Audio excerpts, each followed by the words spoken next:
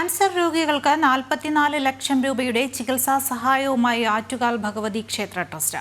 പൊതുവിദ്യാഭ്യാസ തൊഴിൽ വകുപ്പ് മന്ത്രി വി ശിവൻകുട്ടി ചികിത്സാ സഹായം വിതരണം ചെയ്തു. ക്ഷേത്ര നടപ്പന്തലിലെ ഓഡിറ്റോറിയത്തിൽ നടന്ന സഹായ വിതരണത്തിൽ സാമൂഹ്യ സാംസ്കാരിക രംഗങ്ങളിലെ പ്രമുഖർ പങ്കെടുത്തു. റീജിയണൽ ക്യാൻസർ സെന്ററിൽ ചികിത്സയിലുള്ള സാമ്പത്തികമായി പിന്നോക്കം നിൽക്കുന്ന രോഗികൾക്കാണ് ആറ്റുകാൽ ഭഗവതി ക്ഷേത്ര ട്രസ്റ്റ് സഹായഹസ്തമേകിയത്.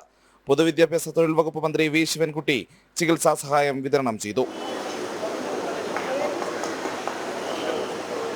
ദൈവനാദി പാലക്കാട് 120, മുരുകൻ എൻ മുതലക്കുഴി 303, സാന്താകുമാരി 449.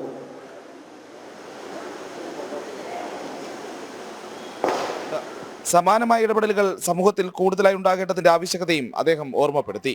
നമ്മുടെ നാട്ടിൽ നല്ല വരുമാനമുള്ള സാമ്പത്തിക ശേഷിയുള്ള ആശ്രമങ്ങൾ നടത്തുന്ന ആരോഗ്യ സ്ഥാപനങ്ങളുണ്ട്, അമ്പലങ്ങൾ നടത്തുന്ന ആരോഗ്യ സ്ഥാപനങ്ങളുണ്ട്.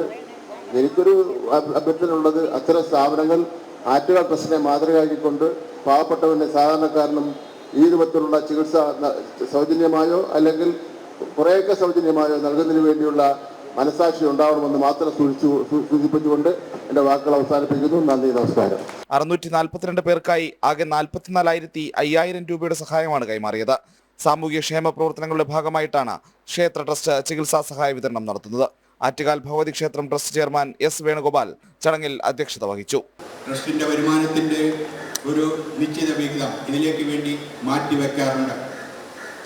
കഴിഞ്ഞ 20 വർഷമായി ഈ സഹായധനം നൽകി വരുന്നു.